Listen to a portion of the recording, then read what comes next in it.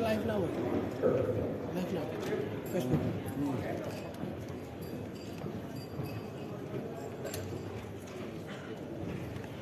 Kita deklarasi dulu ya. Ya, teman-teman sekalian, peserta tim, saya akan bacakan deklarasi, teman-teman bisa mengikuti bersama. Nggak usah ya, oke. Bismillahirrahmanirrahim. Deklarasi Serikat Pekerja Metal Indonesia.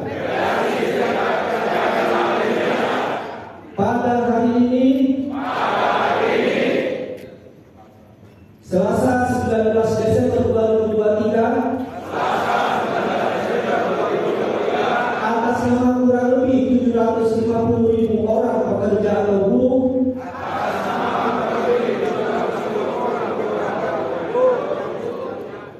beserta keluarganya sebanyak 1.200.000 yang tergabung dalam FSPMI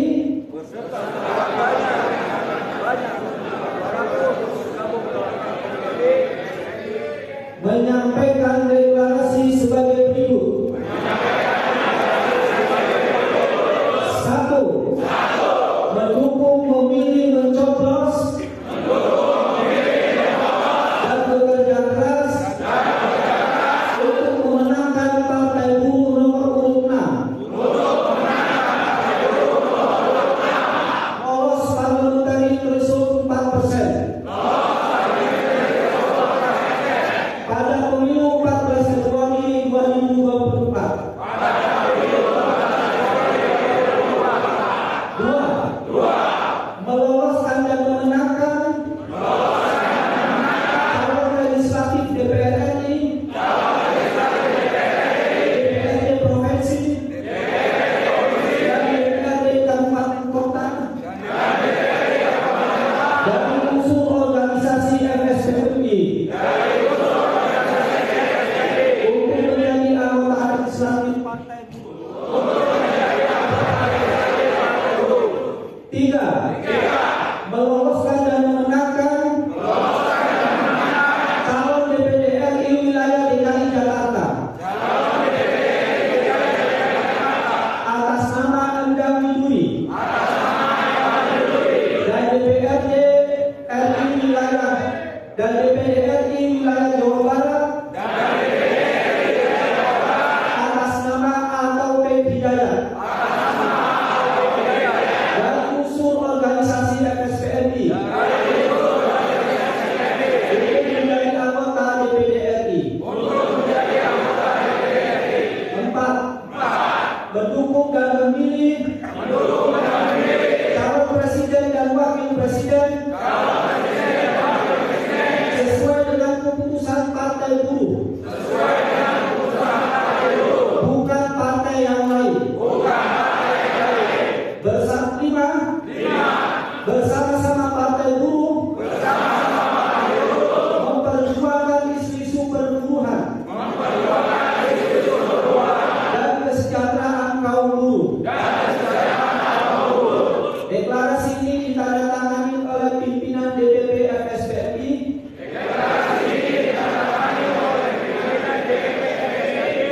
atas nama mewakili seluruh pengurus dan anggota beserta keluarganya di seluruh Indonesia untuk diumumkan kepada publik dan disampaikan kepada Partai Buruh serta dijalankan oleh seluruh buruh yang menjadi pengurus dan anggota FSPMI. Bahwa kami DPP FSPMI, Presiden Hatta Aziz Azhar, Sekjen Sabila Rosat Azhar, ditandatangani. Demikian deklarasi ini disampaikan. Kawan-kawan media,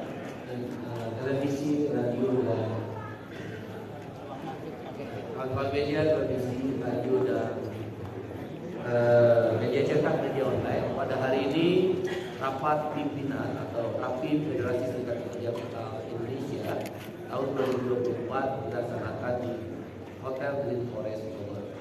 Untuk kesempatan pertama akan disampaikan oleh Presiden Antam Aziz, Presiden FSPD terkait dengan Rapim, dan nanti saya akan sampaikan terkait dengan sikap partai.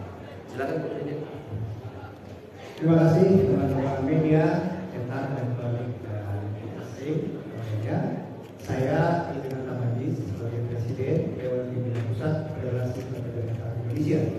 Hari ini 19 Desember sampai dengan tanggal 21 Desember mengadakan rapat pimpinan nasional se-Indonesia yang dihadiri dari 30 provinsi dan lebih dari 300 kota kabupaten.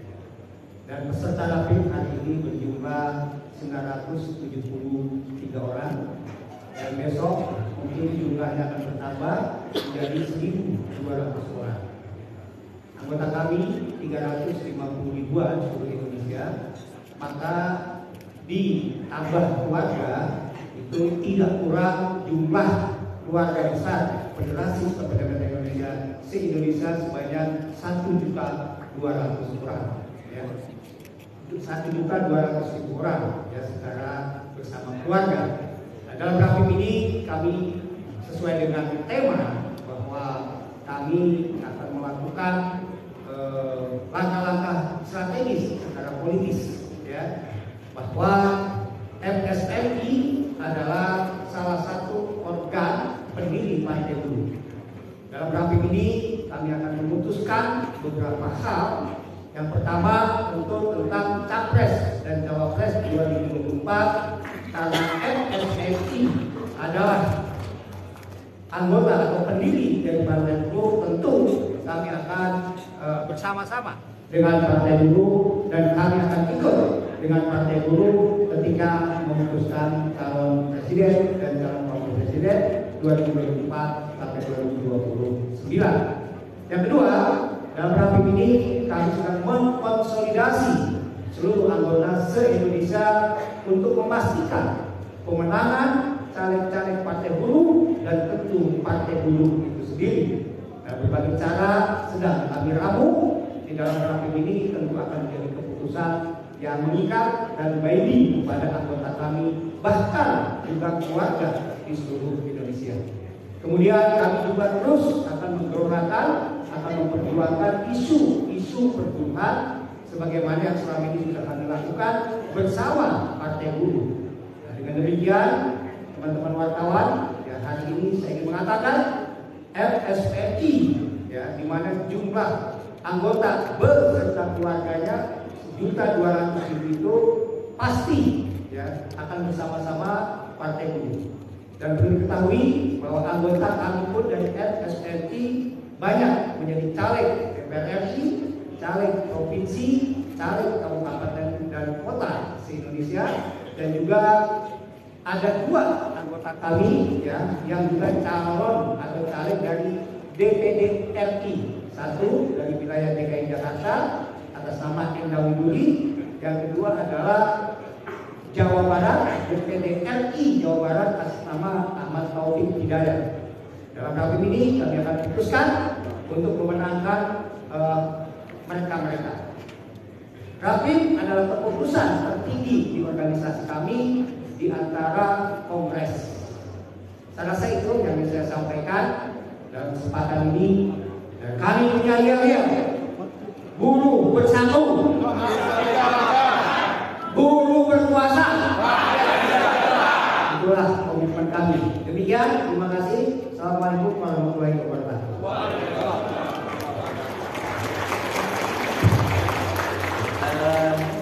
Terima kasih kawan-kawan media cetak, media online, media elektronik, televisi, radio, dan live stream. Pada hari ini tadi sudah disampaikan rapat pimpinan, yaitu keputusan Federasi Serikat Pekerja Metal Indonesia. Kalau pakai itu, kalau di FSPM itu yang keputusan di antara 2 kongres itu namanya Rapim. Dan pada hari ini Rapim tahun 2024 dilakukan oleh FSPM. Banyak keputusan yang tadi sudah disampaikan oleh Bung Riden Hatam Aziz, Presiden FSPMI, dan keputusan ini sangat krusial karena menjelang pemilihan umum pada tanggal 14 Februari 2024. FSPMI adalah salah satu aktor utama di dalam partai ini. Karena itu keputusan Rapim FSPMI akan menentukan kemenangan partai buruh. Ada beberapa hal yang ingin saya sampaikan sebagai Presiden Partai Buruh. Yang pertama, Partai Buruh akan menggelar aksi 21 Desember ini di Mahkamah Konstitusi, Istana Negara, dan di depan Kedutaan Besar Amerika. Ada 3 isu yang diangkat di dalam aksi ribuan buruh se-Jawa Barat, Banten, dan DKI. Isu pertama adalah stop perang Palestina-Israel. Lakukan gencatan senjata dan Partai Buruh akan menyerahkan surat resmi Partai Buruh kepada Duta Besar Amerika di Jakarta untuk meminta Amerika tidak memveto keputusan Dewan Keamanan PBB dan menjalankan resolusi yang telah dikeluarkan oleh Majelis Umum PBB yang intinya gencatan senjata, perang Israel-Palestina, dan juga stop perang Israel-Palestina. Isu kedua, karena bersamaan dengan judicial review JR Undang-Undang Cipta Kerja di Mahkamah Konstitusi, kita minta MK jangan main-main lagi. Uji materil harus dimenangkan daripada apa yang digugat oleh Partai Buruh bersama Serikat Buruh. Bila mana tidak, mogok nasional lanjutan. Kemarin udah 1 juta buruh stop produksi. Mogok nasional awalan. Kami akan mempersiapkan mogok nasional lanjutan oleh Serikat Buruh dengan didukung oleh Partai Buruh. Yang ketiga, isunya adalah revisi seluruh surat keputusan gubernur terkait dengan upah minimum. Kami meminta kenaikan upah di antara 8% sama seperti kenaikan PNS sampai dengan 15% sebagaimana yang sudah direkomendasikan oleh bupati dan wali kota setempat. Gubernur tidak boleh merubah rekomendasi dari bupati dan wali kota. Kita minta dikembalikan. Itulah yang akan diangkat 3 isu di dalam aksi 21 Desember 2024. Yang kedua, tentang calon presiden dan calon wakil presiden, termasuk yang akan didiskusikan dalam Rapim FSPMI, Partai Buruh ada 2 opsi pilihan dan akan diputuskan di rapat presidium Partai Buruh. Opsi pertama, Partai Buruh memutuskan untuk pada putaran pertama Pilpres ini tidak mencalonkan, tidak mendukung, tidak memilih calon presiden manapun, baik paslon 01, paslon 02, paslon 03. Ada beberapa alasan mengapa di putaran pertama dalam opsi pertama ini Partai Buruh tidak mencalonkan capres dan cawapres. Alasan pertama, tidak ada satupun capres dan cawapres yang dilakukan pendekatan oleh Partai Buruh bersedia melakukan kontrak politik. Partai Buruh haram hukumnya berkoalisi dengan partai politik yang mengesahkan Undang-Undang Omnibus Law. Yang bisa kami lakukan adalah koalisi dengan capres dan cawapres secara personalnya, bukan dengan koalisi partai politik. Nah, sampai hari ini koalisi dengan capres dan cawapres secara personal dalam bentuk kontrak politik tidak ada satupun paslon 01, paslon 02, dan paslon 03 yang bersedia untuk kontrak politik. Itu alasan yang pertama mengapa di putaran pertama ini tidak mencalonkan capres dan cawapres. Alasan yang kedua, ketika Serikat Buruh dan didukung oleh Partai Buruh melakukan perjuangan upah, di mana upah minimum lebih rendah kenaikannya dibandingkan kenaikan upah PNS TNI Polri, tidak ada satupun capres dan cawapres yang mendukung perjuangan Serikat Buruh dan Partai Buruh. Jadi agak berat bagi kami memutuskan siapa capres dan cawapres di putaran pertama ini. Karena keberpihakannya pada buruh tidak ada. Bisa dibuktikan dengan tidak ada satupun dukungan terhadap perjuangan upah kaum buruh. Alasan yang ketiga, para capres cawapres paslon 01, paslon 02, paslon 03 diundang oleh pengusaha melalui Apindo atau Kadin berbondong-bondong datang. Tetapi ketika partai buruh mengundang para capres dan cawapres itu, tidak ada satupun yang bersedia untuk hadir. Ini menunjukkan keberpihakan kepada pemilik modal. Semua paslon capres dan cawapres lebih kepada pemilik modal, tapi kepada buruh sangat kurang perhatiannya. Padahal jumlah buruh menurut Susenas, survei nasionalnya BPS, itu 57 juta orang.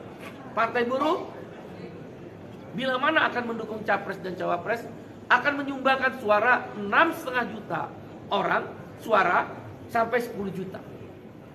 Kalau ada yang didukung oleh partai buruh pasti akan memberikan kemenangan lebih.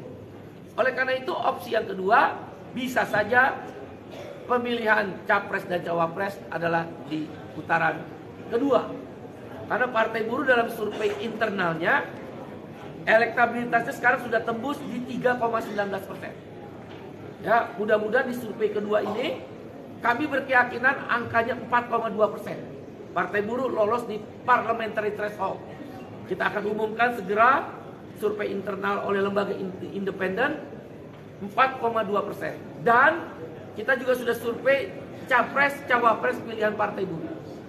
Sayangnya survei ini akan menunggu apa yang akan dilakukan oleh capres dan cawapres yang ada 3 paslon terhadap isu-isu buruh.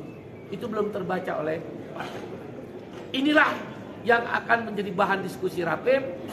Dan bila mana Rapim FSPMI 2024 maaf. Dan bila mana pemerintah, partai politik maupun DPR tidak memenuhi tuntutan serikat buruh yang didukung oleh partai buruh, karena partai buruh belum ada di parlemen, maka bisa dipastikan mogok nasional. 5 juta buruh stop produksi, ratusan ribu perusahaan akan bergabung, dan ekonomi secara makro nasional akan lumpuh. Tentu kami tidak menginginkan efek negatif. Sekali lagi, mogok nasional hanya cara untuk memaksa pengusaha, pemerintah duduk berunding kembali dengan serikat buruh untuk menentukan kenaikan upah. Dan MK jangan mengulang kembali dalam kasus MK. Dan sebelumnya uji formil Undang-Undang Cipta Kerja kita dikalahkan, kami meminta MK marwahnya, kemuliaannya dibangkitkan kembali dengan mengabulkan uji material Undang-Undang Cipta Kerja. Ada 9 poin di Undang-Undang Cipta Kerja yang kami gugat. 1, upah murah. Ya, jadi menolak upah murah. 2, outsourcing seumur hidup. 3, karyawan kontrak yang tidak ada periode maka dia seumur hidup. 4, PHK dipermudah. Gampang banget PHK. 5, pesangonnya kecil. Ya, hanya 0,5 kali aturan. Biasanya bisa 2 kali aturan. Misal orang kerja 30 tahun, kalau pakai Undang-Undang Nomor 13 bisa dapat pesangon 300 sampai 400 juta. Tapi dengan pakai Omnibus Law hanya 15 juta sampai dengan 30 juta. Kita semua terancam. Kemudian juga ada tentang pengaturan waktu kerja. Dengan jam kerja 8 jam ditambah lembur 4 jam, berarti total sehari 12 jam. Itu ke zaman abad 17. Nggak ada waktu untuk istirahat. Walaupun lembur dibayar, tapi jam kerjanya lama. Kemudian juga waktu istirahat panjang, selama 2 bulan cuti, setelah bekerja 6 tahun dihapus. Buruh perempuan yang akan mengambil hak cuti haid dan cuti melahirkan, tidak ada kepastian upah. Tenaga kerja asing, unskilled workers, buruh kasar, bisa bekerja tanpa izin, mengancam tenaga kerja lokal. Kemudian juga sanksi pidana dihapuskan dan beberapa pasal lainnya. Kira-kira ada 9 poin. Dan tentu kita minta stop perang Palestina Israel. Saya ILO Governing Body sudah mendapat instruksi dari Workers Group di ILO Governing Body untuk melakukan kampanye gencatan senjata perang Palestina Israel dan stop permanen perang Israel Palestina dan merdekakan bangsa Palestina, dua negara yang merdeka dengan Palestina ibu kota Yerusalem. Demikian, terima kasih. Mungkin kalau ada pertanyaan, cukup. Satu lagi dong, penegasan aja terkait dengan dukungan capres cawapres putaran pertama. Berarti ini Serikat Buruh itu golput atau gimana, Pak? Partai Buruh bersama Serikat Buruh dalam pemilihan calon presiden, calon wakil presiden di putaran pertama bukan golput, tetapi fokus kepada pemilihan calon legislatif, yaitu target 30 kursi DPR RI Partai Buruh, suara 6.045.000 suara sah nasional, kemudian lolos parliamentary threshold 4,2%. Itu survei internal kita. Itulah bukan berarti Partai Buruh dan Serikat Buruh golput, tetap dia fokus pada caleg. Untuk capres, karena ada 3 alasan tadi tidak terpenuhi, maka ada besar kemungkinan opsi pertama, kami di putaran pertama tidak menginstruksikan memilih calon presiden dari paslon 01, 02 maupun 03. Demikian. Ini dikembalikan ke personal anggota. Prinsipnya tidak ada instruksi, tidak ada keputusan, dan kader-kader Partai Buruh tidak boleh menjadi relawan ataupun tim sukses. Fokus di calon legislatif Partai Buruh lolos 4,2. Oke, cukup. Makasih ya. Makasih semuanya. Makasih, Pak.